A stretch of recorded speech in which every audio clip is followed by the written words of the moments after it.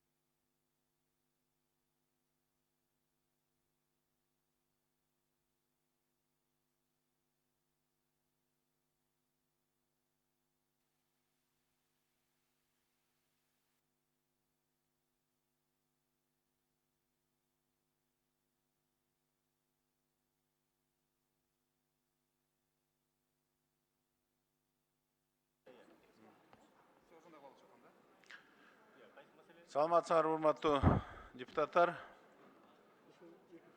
Отурумду баштайбыз. Каттоодон 68 депутат өттү. Кворум бар. Жумушту баштасак болот. Урматтуу коллегалар, орун алыңыздар.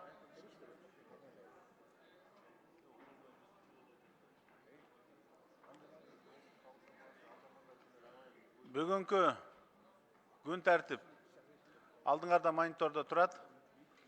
Эгер каршы болбосоңуздар, негиз катары кабыл алып койсок. Каршы эмессиздерби? Анда күн тартибин негиз катары добушка коем. Добуш бериңиздер.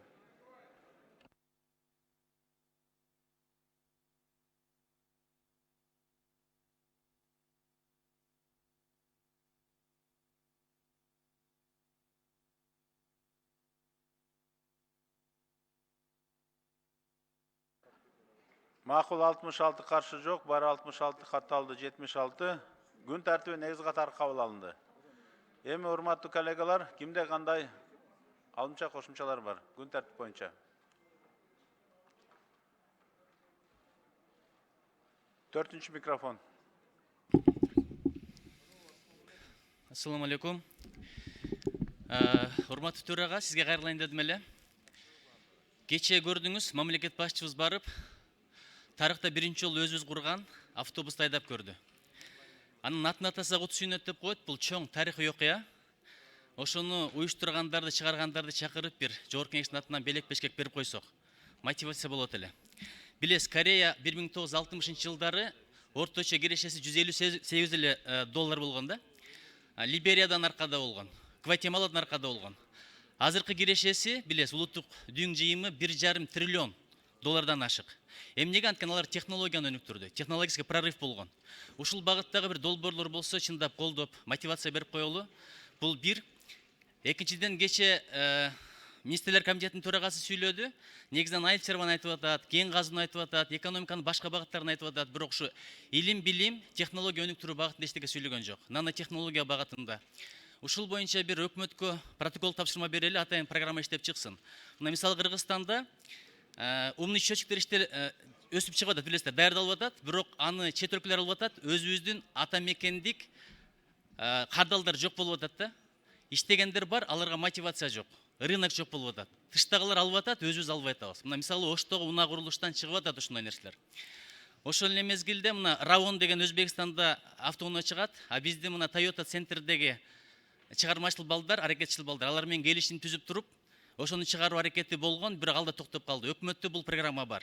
Ушулар эмне болуп атат? Ушундай бир демилерге колдоо берели, протокол тапшырма берели, илим билимди, технологияны өнүктүрүүгө багыттуу боюнча атайын программа керек, ушундай бир чоң саясат керек, ушул багытта иштели деген сунушту айткым келди. Чоң рахмат. Рахмат. Протокол тапшырмалар берилсин. 6-чы микрофон. Саламатсыздарбы, урматтуу төрага, урматтуу депутаттар. Өткөн жумада мен бул теманы көтөргөм. Мына Россияда ушул мыйзам, жаңы мыйзам аркылуу бир топ мигранттарга орчундуктар жаратылды. Миңден ашык киши катар менен турушат да, медосмотр өтүш үчүн. Медосмотр 6.000 рубль турат. 3 квартал сайын, мындай квартал сайын сен ошого медосмотр өтүш керексиң. Эми урматтуу төрага, сиз дагы мына иш сапарга баратасыз, буюрса ошол теманы көтөрсөңүз жакшы болот эле. Анан президенттин өкүлүнө, президент дагы биздин президентке, Россиялык президентке ошол кайрылса, себеби ачык эле сүйлөш керекпиз. Же таптакыр мигранттар тияктан кетиш керекпи? Же кандай болот? Себеби бул мыйзам менен чындыгында проблемалар бир топ эле пайда болду. Же алар Россиялык жаранды алыш керекпи? Же давайте анда жарандылык боюнча сүйлөшөлү, эки атылдык боюнча, ушундай эки жарандылык боюнча макулдашууну түзөлү. Алар макул болсо, ушундай сүйлөшүүлөрдү баштабайлыбы анда? Себеби мына көрүп атасыз го, өтө проблема чоң болуп атат да бул.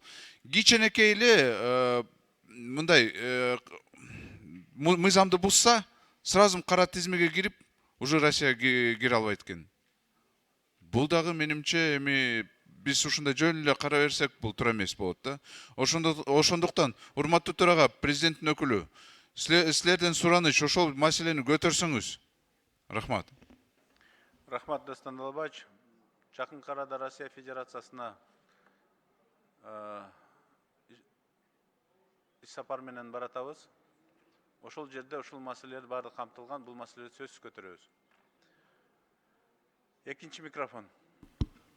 Рахмат, саламатсыздар, урматтуу депутаттар. Өткөнкү жумаларда бир топ депутаттар ар кайсыл фракциялардан, топтордон мына Баткенге барып келдик эле.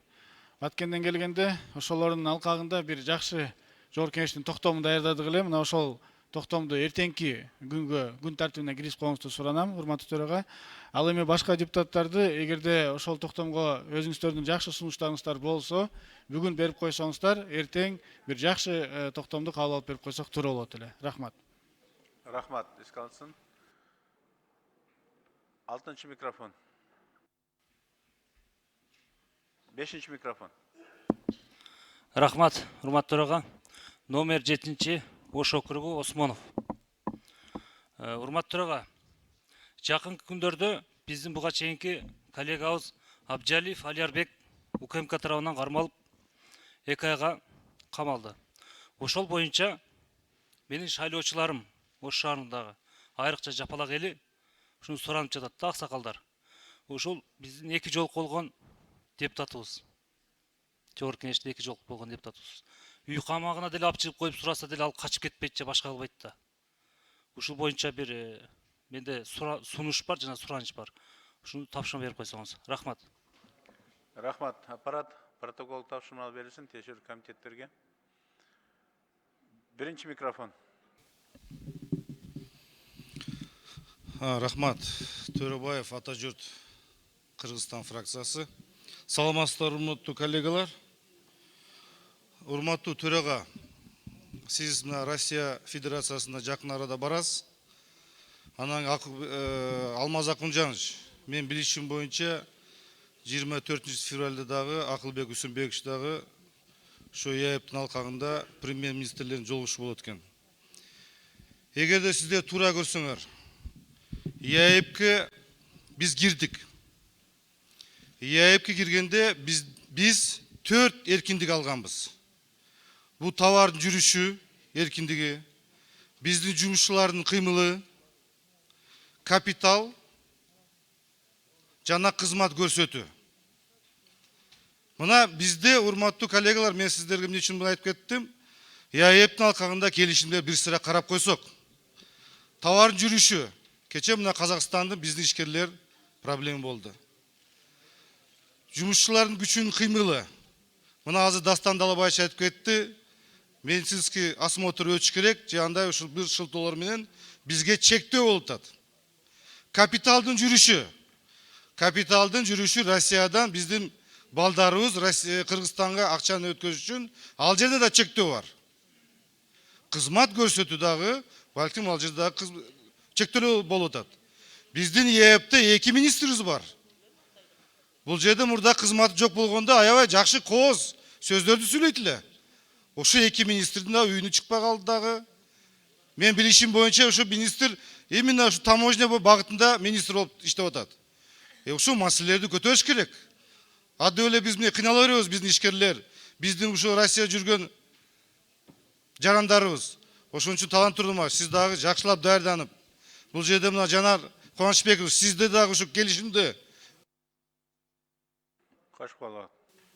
ошо келишимдерди карап чыгып, ар бир кайсы жер тоскоолдук болуп аткан болсо, ошону ачык айкын айтканына убакыт келди, урматтуу коллегалар.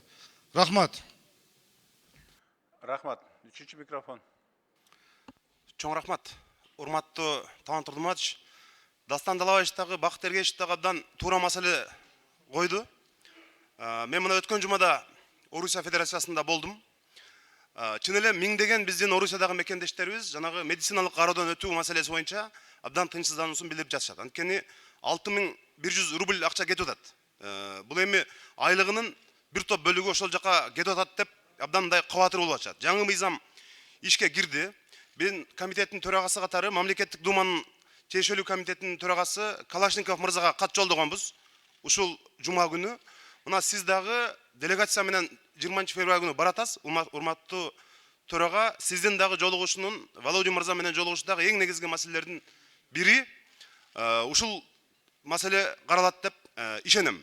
Бакыт Эргеш айткандай, биздин Евразиялык экономикалык биримдикте бир канча министрибиз, бир канча өкүлдөрүбүз килейген айлык алып отурушат.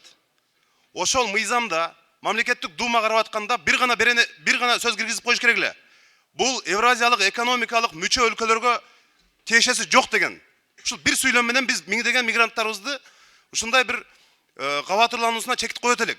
Мына ошого окшогон маселелерди дагы иштебей атканы абдан өкүндүрөт. Ошондуктан алардын дагы биз эмне үчүн ошол жакта жөн эле мындай Орусияда отурбастан мурдагы партиянын лидерлери мурда Кыргызстанды мынтип оңдош керек деп акыл үйрөтүп жүргөндөрдүн бардыгы азыр ошол жакта кызмат алгандан кийин оозу жабылып отурушат. Ошолор ушундай маселени иштеш керек эле. Ошолорду биз карап, керек болсо чакыртып ушул парламентте сурашыбыз керек. Анткени ошол мыйзам долбооруна мамлекеттик дума карап атканда бир дагы коңгуроо каккан эмес. Мына азыр дагы биз тиешелүү комитет кат жолдодук. Мына сиз өзүңүз барганда дагы ошол беренени киргизиш керек деп ойлойм. Евразиялык экономикалык биримдикке мүчө өлкөлөргө бул мыйзамдын тиешеси жок деген берене киргизсек, биз мекендештерибизди мындай бир топ нерседен сактайбыз деп ишенем. Рахмат. Рахмат. 6-чы микрофон. Рахмат, урматтуу төрага, урматтуу депутаттар, Токтогул шайлоо округу номер 19. Сулайманов. Мына кечеден бери интернет булактарында өзүңүздөр көрүп атасыздар, мына менин округумдагы теңдик айылы, Кызыл Алма, Кудуксай, Чүйүтсай деген айылдар ушу Нокенге кошулат элек, биз Ташкентке бөлүнбөйт элек деп ызы болуп атышат. Муну көрүп атсаңыздар керек. Анан бул маселе боюнча мен айтайын дегеним мурда каралган экен. Каралып анан кийин ушул парламенттен өтпөй калган экен. Комитеттерден өтүп келип анан кийин ушул парламенттен өтпөй калган экен. Мен бул кагаздарды көтөрүп чыгайын, эртең кеч планына киргизип берсеңиз шуну. Мында карап койбосок болбойт. Анан ал жакта да чакырып атышат, келип кеткиле деп атышат. Анан биз бияктан бир маселенин жыйынтыгын угуп алып барбасак ал жака ошондо бир карап койсоңуз, эртең кеч план киргизсеңиз шуну дагычы. Рахмат. Рахмат. Тиешелүү протокол тапшырма берилсин бул маселе боюнча. Комитетте карап чыккандан кийин анан мыйзам чегинде регламент талаптарына ылайык карап чыгайлы. 5-чи микрофон. Рахмат. Бүтүн Кыргызстан Модумаров. Урматтуу кесиптештер, мына сырттагы жүргөн, убактылуу иштеп жүргөн биздин жигиттерибиз, кыздарыбыз жөнүндө көп маселе көтөрүлүп атат. Бул абдан туура маселе. Мына Кадамжай районунан Бегмат Өтөнбаев деген мырза бар, көптөгөн жылдар бою ошол жерде иштеп келген. Бир канча айдан бери үй бүлөсү ал жакта да, өзү бул жакта. Ал жака кирүүгө тыюу салынган. Эмне үчүн? Жол эрежесин бузгансын деген айыпты койгон, айып пулду төлөгөн, эч кандай маселе жок, бирок баары бир кара тизмеге киргизген дагы ал жака киргизбей атат. Биз мындай кылсак, Талант Турдумович, эртең барганда сөзсүз түрдө азыр туура айттыңыз, бул маселе көтөрүлөт. Болгондо дагы бул биздин комитеттеги эл аралык жана миграция маселеси боюнча комитетте көтөрүлөт. Биздин дагы ал жакта коллегаларга айта турган сөздөрүбүз бар. Талант Турдумович, эгер туура көрсөңүз, эгер эртең ушул жерде Москвада жолугушуу болуп аткан кезде мына ушул жогорку кеңеш менен мамлекеттик думанын ортосунда биргелешкен деп түзөбүзбү? Же жогорку кеңештин бир тараптуу кылып түзөбүзбү? Бир комиссия түзүп туруп эле ошол Россиянын эң чоң шаарларында иштеп аткан биздин жарандардын абалы жөнүндөгү маселени бир сыйра барып көрүп келиш керек. Себеби ал жерде аябай момундай социалдык маселе толуп турат. Мүмкүн ага Тышкы иштер министрлигин, Эмгек министрлигин кошо киргизип туруп анан барып жеринен изилдеп келип, анан тийиштүү мыйзамдарга биз маселени коюшубуз керек. Мен Дастан Далабаевичке кошулам пикирине. Эгерде ошондой болуп атса, мына жакынкы мезгилде жарыялашты 1 миллион 200 миңге жакын кыргыз жараны ал жакта иштеп атат. Анда биз кош жарандуулук жөнүндө маселени коюшубуз керек болот. Эгерде алар милдеттүү түрдө мажбурлап Россия атуулдугун алууга мажбурлап аткан болсо, алар кандай кылыш керек? Киндигин үзө албайт. Ошондуктан биз алардын маселесин карашыбыз керек дагы. Өтө чоң даражада сүйлөшүүлөрдү жүргүзүшүбүз керек. Рахмат. 6 микрофон. Саламатсыздарбы, урматтуу депутаттар, саламатсызбы, урматтуу төрага. Коргонбай Жусупбек, номер 5 Ноокат округу. Мигранттар боюнча аябай жакшы маселе көтөрүлүп атат. Бул жерде мурдакы 2 жыл мурдакы менен азыркыны салыштырып болбой калыптыр да. Мен кече жакында өзүм деле Россия Федерациясына жүрүп келдим. Мурдакы жумада 3 региондун губернаторлору токтом чыгарыптыр. Мигранттар таксовать эткенге, ашканаларда иштегенге, же болбосо бир отелдерде иштегенге тыюу салынат деп. Жалаң гана курулуш тармагында гана иштегенге уруксат депчи. Бул Калужский область, Ханты-Мансийский автономный округ жана Тюменский область. Губернаторлор өздөрүнүн токтому менен эле ошол мигранттардын иштөөсүнө бөгөт коюп атат. Ачыгын айтканда, ушул боюнча бир тереңирээк азыр Адахам Кимсанбаевич туура айтты, мамлекеттик орустардын думасы менен жогорку кеңештин ортосунда бир комиссия түзүп катуураак иштебесек, анда биздин таможенный союзда турганыбыз бекерден бекер эле болуп атат. Анан жана Москва регионунда иштегендер болсо, жана медициналык жана башка документтерин тууралаш үчүн Сахарова деген жерге 100 километрден алыс жерге. Эртең менен барып, кечке кезек күтүп, орус тили боюнча сертификаттарын, медициналык кагаздарын алып атышат. А орус тилинен алган сертификаттарын кайрадан эле полициялар текшерип, жарайбы, жарабайбы деп өздөрүнчө экзамен алып, жанагы мыйзамдуу түрдө алынган сертификаттарын кайрадан алып коюп атышат. Ушул боюнча мындай катуураак киришип койсок, бир протоколдук тапшырмаларды берип, бир оперативдүү түрдө. Рахмат. Рахмат. Урматтуу коллегалар, Россия Федерациясына иш сапар боюнча бардык аталган маселелер каралып, бүгүнкү даярдалып атат. Ал жерде Кудай буюрса жолугушууда ушул маселелердин баарын көтөрөбүз. Ар бир фракцияга сунуш бергенбиз, өзүңөрдүн өкүлүңөрдү ошол өкүл катары иш сапарга кошуп бергенсиңер.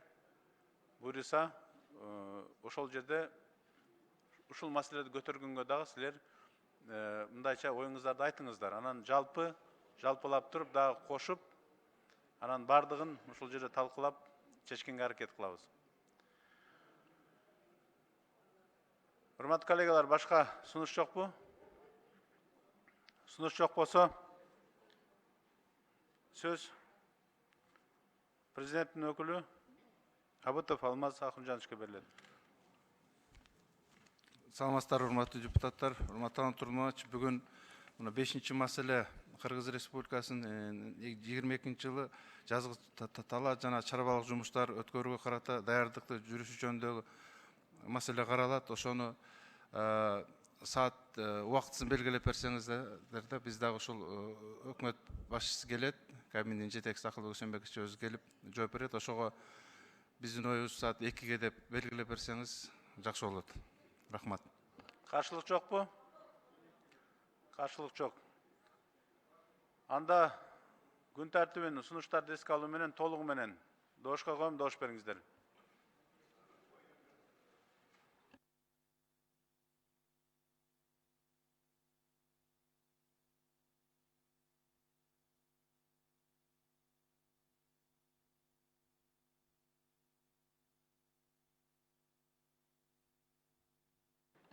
Макул 82, каршы жок, бары 82, катталды 86, күн тартиби толугу менен кабыл алынды.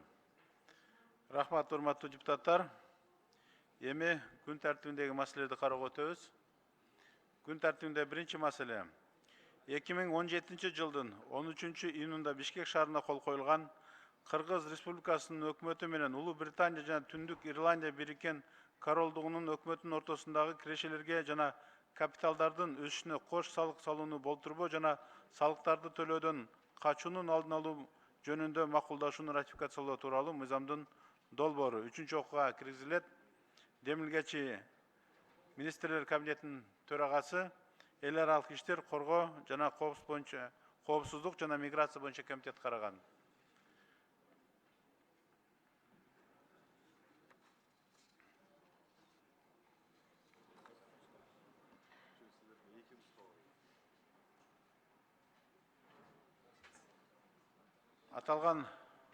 маселе боюнча баяндамачылар Акаев Жанарбек Кубанычевич, эл аралык иштер, коргоо, коопсуздук жана миграция боюнча комитеттин төрагасы. Абдурахманов Канат Жаныбекович, экономика жана коммерция министринин орун басары. Сөз Акаев Жанарбек Кубанычевичке берилет. Чоң рахмат, урматтуу Талант Турдуматович, урматтуу депутаттар. 2017 жылдын 13 июнунда Бишкек шаарында кол коюлган Кыргыз Республикасынын өкмөтү менен Улуу Британия жана Түндүк Ирландия Бириккен Королдугунун өкмөтүнүн ортосундагы кирешилерге жана капиталдын өсүшүнө кош салык салууну болтурбоо жана салыктарды төлөөдөн качуунун алдын алуу жөнүндө макулдашууну ратификациялоо тууралуу Кыргыз Республикасынын мыйзамынын долбоору 3-чү окууда комитеттин жыйынында каралган. Мыйзам долбоорун колдоп коюшуңуздарды суранабыз. Рахмат. Урматтуу коллегалар, аталган маселе 3-чү окууда каралып атат. Кимде кандай суроолор бар?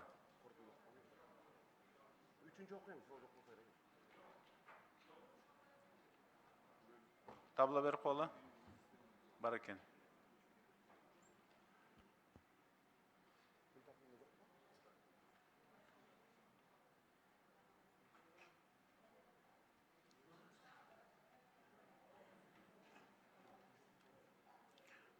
Сөз Малиев Арсланбек Касымакуловичке берилет. Саламатсыздарбы?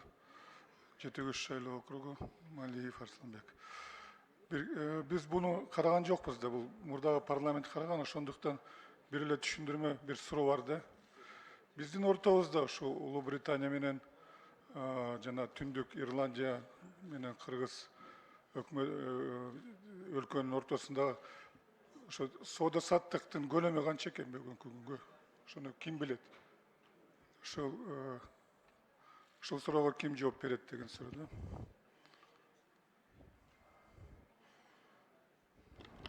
Урматтуу Арсланбек Касымакулович, уруксат берсеңиздер, Абдурахманов Канат, экономика министринин орун басары.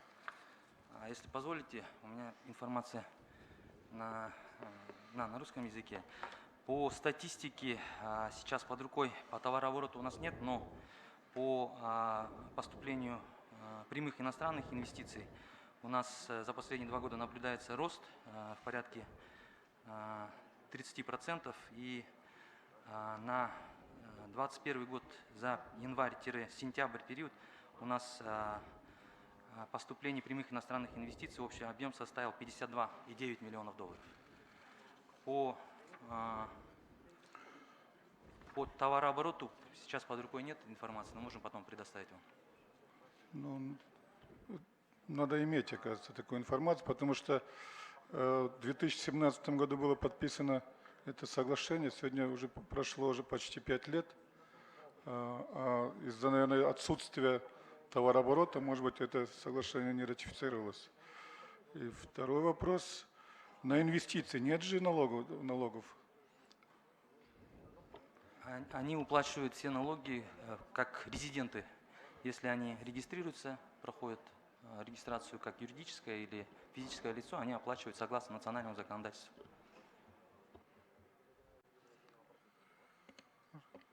Ладно, спасибо. Рахмат. Сөз суроо берүү үчүн Жумабеков Дастанбек Артисбековичке берилет. Рахмат. Мен тактоо иретинде эмне үчүн сизде маалымат жок да? Эки мамлекеттин ортосундагы импорт экспорт. Бул эң керектүү маселе азыр. Бул мыйзамга. Эмне үчүн маалымат жок сизде? Маалымат бар. Азыр эле таптым. Общий внешний торговый оборот с Великобританией за 2020 год у нас составил чуть более 1 миллиарда. За январь-сентябрь за 2021 год у нас товарооборот сократился до 242 миллионов долларов. Көбүнчө кайсы тармактан 1 миллиардка чыккан учурда кайсыл продукциянын негизинде чыккан да ушул? Основная продукция, основной товар, который импортируется с Великобритании, это машины, оборудование, электрические машины, аппараты, летальные аппараты, их части, инструменты, разная продукция химической промышленности. А экспорт? По экспорту в основном составляет у нас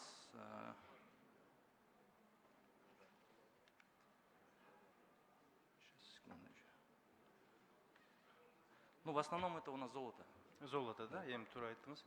Эми бул кош салыктан качуу иретинде кайсы мамлекетке мындай шарт түзүлөт да жеңилдик болот?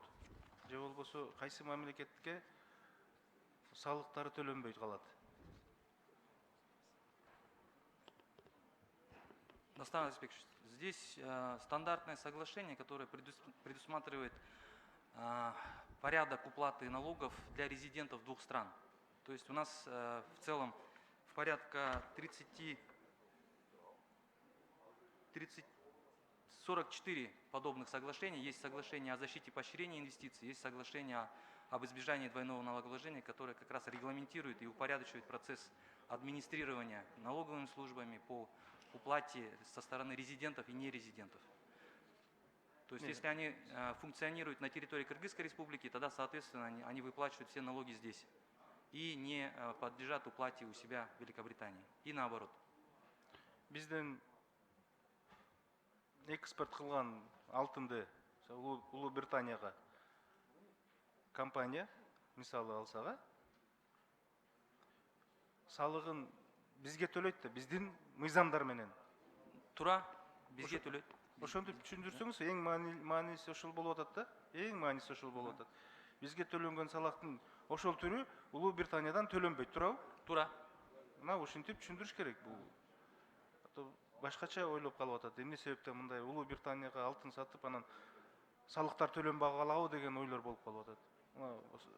Сөздүн маанисин, маалыматты ушинтип берсеңиздер, эгерде ушул туура болсо. Тура айтып атасыз. Тура. Негизи биз импорт, Улуу Британиядан алган импортубуздун суммасы аз эле. Бизден чыккан экспорт көбүрөөк, туурабы? Тура. Мына ушинтип маалымат бериш керек. Кененирээк. Рахмат. Рахмат. Кийинки сөз суроо берүүчү Ажыбаев Чыңгыз Ильяс Кожоевичке берилет. Рахмат. Саламатсыздарбы, урматтуу коллегалар. Канатбек Жаныбекович, сиз расмий тилде жооп берем деп атасыз. Мен сизге расмий тилден да бир суроо берейин. На настоящее время сколько иностранных фирм из Великобритании и Северной Ирландии открыли свои филиалы и представительства фирм в нашей республике?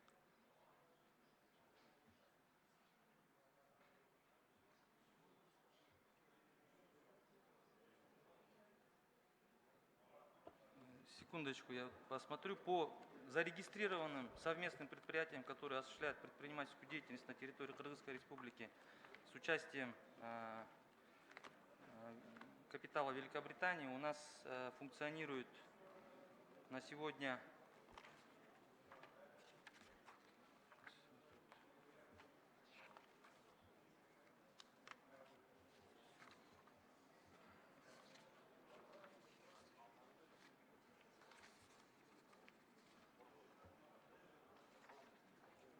я могу минут через 5 вам дать, я найду информацию. Сизде информация жоқ екен анда, э? Информация была, сейчас я вот уточнюсь. Да, точную информацию сейчас могу дать. Около 70 точно было. Сейчас точно дам. Второй вопрос тогда. Какой объем налогов от этих иностранных фирм поступил, допустим, с 2020 года по настоящее время? Это нужно провести анализ налоговой службы, посмотреть, мы можем потом выжимку сделать, предоставить, если отдельно по этим предприятиям нужно будет. Ошо, мага жооп берип коюңуз, 5 мүнөттөн бе, 7 мүнөттөн кийин бе? Рахмат.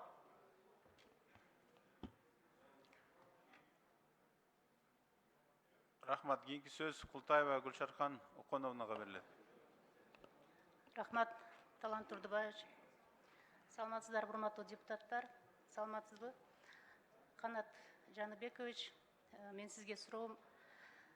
Биз ушу Великобритания өлкөсүнө, ошондой эле Европа өлкөлөрүнө барганда, бизден барган жеке жарандар, туристтер ал жактан соода сатык иштерин кылганда, булар жанагындай tax free деген бир өзүнчө бир мындай процесс менен ошол жакта ошол өлкөдө төлөнгөн салыктарды кайтарып алганга мүмкүнчүлүк бар да. Ошондой эле шарт мисалы бизге келген туристтерге биздин Кыргыз өлкөсүндө, Кыргыз мамлекетинде каралганбы, жокпу? Гульшаркан Оконовна, по внедрению режима освобождения, ну, вот то, что вы говорите, по tax-free, в рамках рабочей межведомственной группы разрабатывались предложения, которые должны были войти в налоговый кодекс. И сейчас вот уже в подзаконных актах должны будут утверждаться правительством, кабинетом министров. Бизге дагы ушул келген туристтерге дагы ошондой бир ыңгайлуулуктарды жаратсаңар жакшы болмок. Рахмат.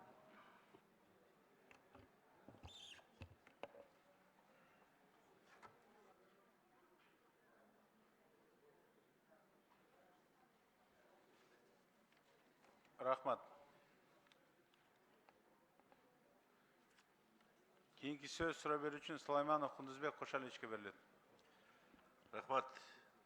Урматтуу төрага, урматтуу депутаттар. Алмаз Акмырзанович, сизге менин сунушум бар эле. Мына кече күнү комитетке да келген. Бул министрдин орун басары. Бүгүн дагы келип, кече күнү эле биз замечание бердик эле.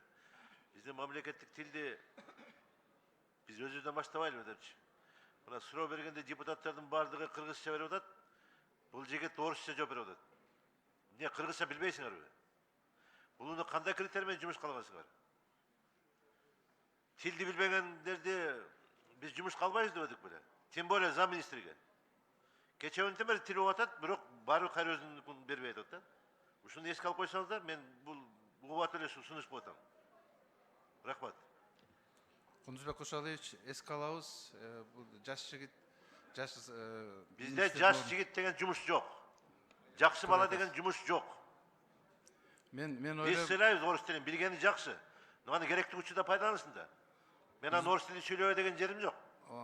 макул эске алабыз, Кундузбек Кошалевич. Рахмат.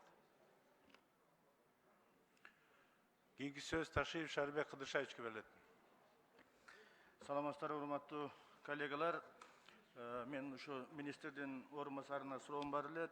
Мына сиз айтып атасыз да, азыр бизге ошо Улуу Британияга в основном экспорт бул алтын кирет деп.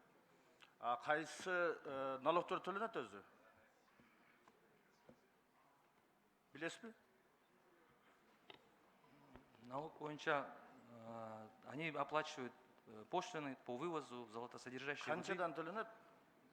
Ставки не могу. Пошлина, акциз дегендер барбы, жокпу? Жок, акциз жок. Есть экспортный контроль. В рамках экспортного контроля они должны получить лицензию на вывоз этого золота. И в рамках таможенного законодательства, в рамках ЕАЭС установлены ставки, по которым они должны будут. Ну, таможенный сборы төлөнөт. Да. Ал однозначно. Төлөнөт. Эмечи, пошлина канча төлөнөт? Тарифтерин билесизби? Тарифте так маалымат жок азыр. Сиз экономика министринин орун басары болгондон кийин бардык тарифтерди билишиңиз керек да. Экспорт канча болуп атат, жанагы импорт канча болуп атат, акциздар канча болуп атат, бардыгын билишиңиз керек да. Ошону эске алып койсоңуз, эгерде ушул мыйзам кабыл алынып калган болсо, кандай биздин мамлекетке жеңилдик болот?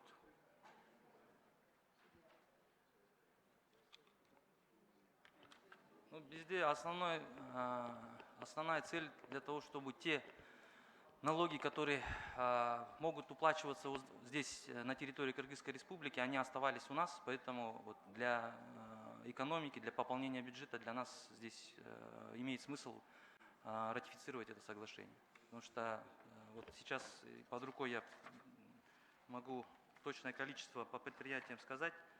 На сегодня 22 предприятия осуществляют здесь совместную деятельность. По уплаченным суммам налога за год, за 2019 год составило 182 миллиона сомов, за 2020 год 176 миллионов и за 10 месяцев 2021 года 167 миллионов сомов.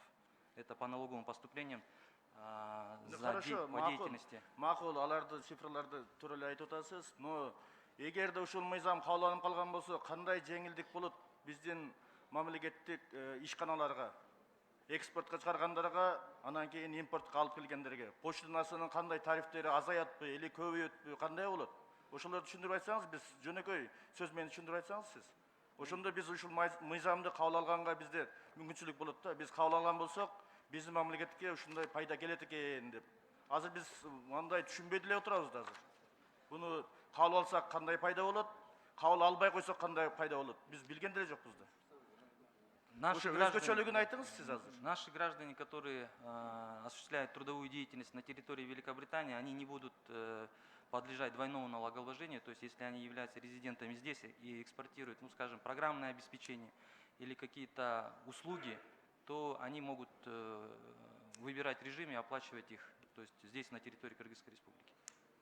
Бизде ушул Улуу Британия менен азыр сиздин маалыматыңыз боюнча приток капитал канча болуп атат и отток капитал канча болуп атат?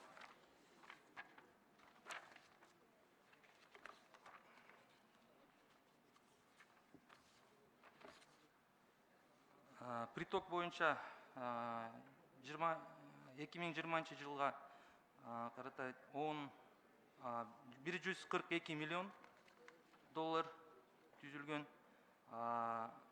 Эми 21 жылга январь-сентябрь айга чейин 52,9 миллион доллар түзүлгөн.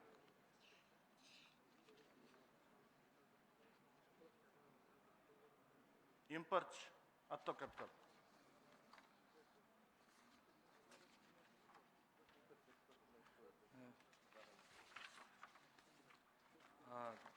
По 2020 году я могу привести цифры. Это у нас общий товарооборот, как я отмечал выше, составил 1 миллиард долларов, из которых 900 миллионов долларов практически составляет экспорт. 93-95 миллионов долларов это импорт химической промышленности, продукции электронного характера.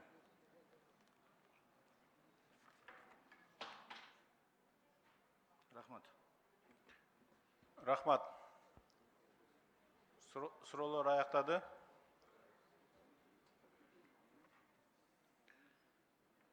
Аталган маселе боюнча сөз профилдик комитеттин төрагасы Акаев Жанарбек Кубановичке берилет. Чоң рахмат. Мыйзам долбоору 3-чү окууда жактырылсын жана 3-чү окууда кабыл алуу Кыргыз Республикасынын Жогорку Кеңешине сунушталсын. Рахмат. Мыйзам долбоору добуш берүүгө жиберилет. Күн тартибиндеги экинчи маселени кароого өтөбүз. 2021 жылдын 16 сентябрында Бишкек шаарында кол коюлган Кыргыз Республикасы менен Азия өнүктүрүү банкынын ортосундагы Кыргыз Республикасындагы жер көчкү тобокелдиктерин башкаруу долбоору боюнча кредиттик макулдашууну жана 2021 жылдын 16 сентябрында Бишкек шаарында кол коюлган Кыргыз Республикасы менен Азия өнүктүрүү банкынын ортосундагы Кыргыз Республикасындагы жер көчкү тобокелдиктерин башкаруу долбоору боюнча гранттык макулдашууну ратификациялоо тууралуу мыйзамдын долбоору. 3-чү окууга киргизилет. Демилгечи министрлер кабинетинин төрагасы эл аралык иштер, коргоо, коопсуздук жана миграция боюнча комитет караган. Баяндамачылар Акаев Жанарбек Кубанович, эл аралык иштер, коргоо, коопсуздук жана миграция боюнча комитетинин төрагасы Шамырканов Урматбек Муслимович, өзгөчө кырдаалдар министринин орун басары. Сөз комитеттин төрагасы Акаев Жанарбек Кубановичке берилет. Чоң рахмат, урматтуу депутаттар. 2021 жылдын 16 сентябрында Бишкек шаарында кол коюлган Кыргыз Республикасы менен Азия өнүктүрүү банкынын ортосундагы Кыргыз Республикасындагы жер көчкү тобокелдиктерин башкаруу долбоору боюнча кредиттик макулдашууну жана 2021 жылдын 16 сентябрында Бишкек шаарында кол коюлган Кыргыз Республикасы менен Азия өнүктүрүү банкынын ортосундагы Кыргыз Республикасындагы жер көчкү тобокелдиктерин башкаруу долбоору боюнча гранттык макулдашууну ратификациялоо жөнүндө Кыргыз Республикасынын мыйзамынын долбоору 3-чү окууда комитет 2022 жылдын 7 февралында караган мыйзам долбоорун колдоп коюңуздарды суранабыз. Урматтуу депутаттар, бул мыйзам долбоору дагы 3-чү окууда.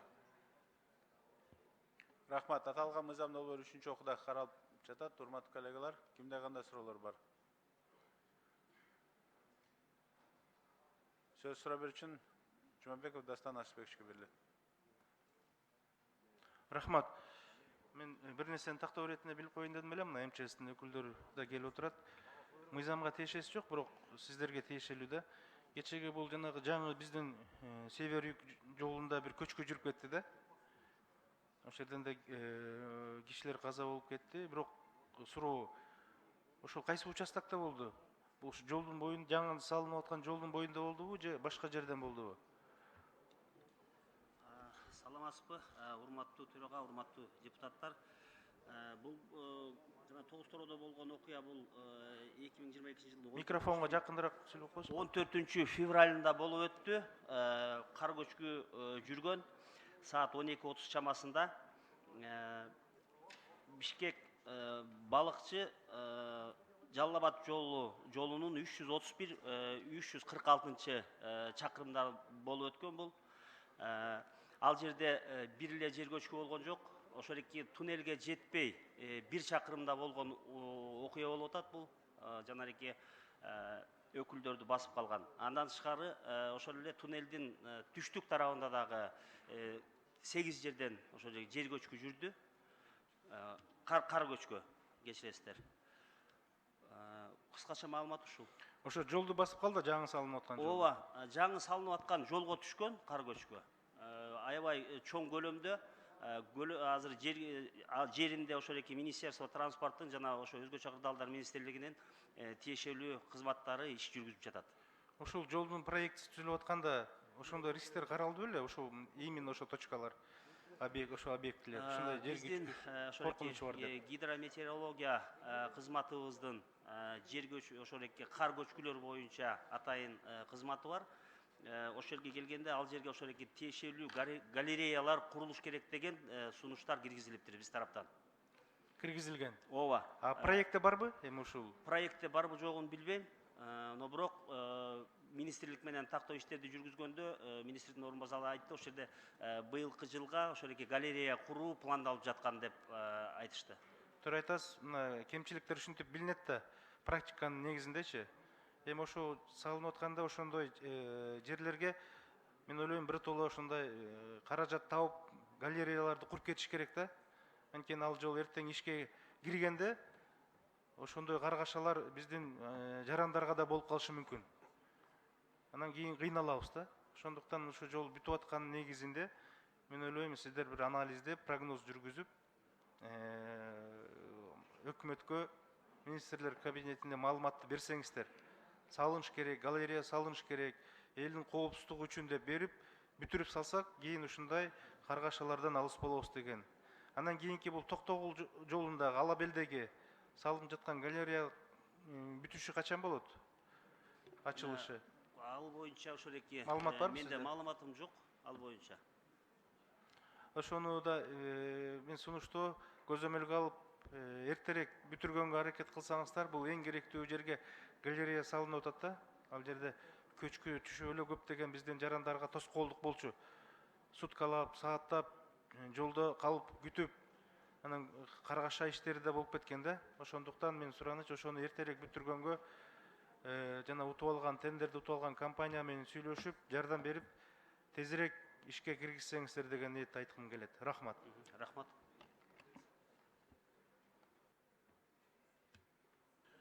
Рахмат. Башка суроолор жок. Анда эмесе сөз кайрадан комитеттин төрагасы Жанар Кубанычка берилет. Чоң рахмат. Мыйзам долбоорунун корутундусу мыйзам долбоору жактырылсын жана Кыргыз Республикасынын Жогорку Кеңешине 3-чү окууда кабыл алуу сунушталсын. Рахмат. Рахмат. Мыйзам долбоору добуш берүүгө жиберилет. Урматтуу коллегалар, күн тартибинде 3-чү маселени карап өтөбүз. 2021 жылдын 17 февралында Москва шаарында кол коюлган 2014 жылдын 12 ноябрындагы атаандашуунун бирдиктүү эрежелеринин сакталышын контролдоо боюнча Евразия экономикалык комиссиясынын ыйгарым укуктары ишке ашырылган учурда купуялуу маалыматтарды коргоо тартиби жана аны ачыкка чыгаруу үчүн жоопкерчилик жөнүндө макулдашуунун өзгөртүүлөрдү киргизүү тууралуу протоколду ратификациялоо жөнүндө мыйзамдын долбоору. Биринчи окууга киргизилет. Урматтуу коллегалар, эл аралык иштер, коргоо жана коопсуздук, миграция боюнча комитет караган. Баяндамачы Абдрахманов Канат Жаныбекович, экономика жана коммерция министринин орун басары.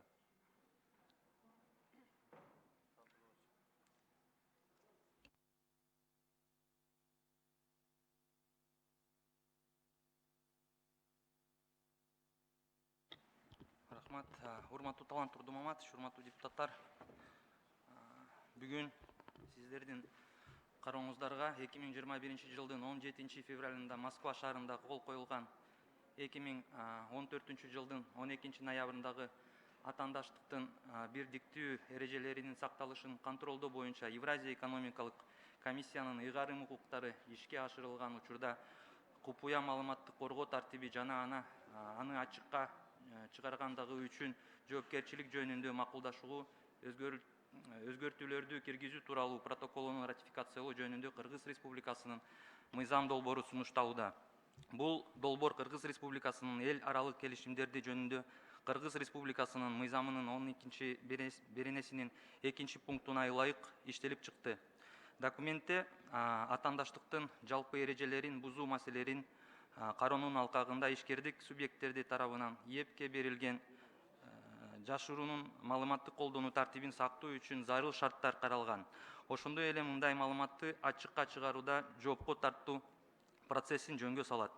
Келишим Беларусь Республикасы, Казакстан Республикасы жана Россия Федерациясы тарабынан 2014 жылдын 12 ноябрында кол коюлган жана 2015 жылдын 12 майында күчүнө кирген.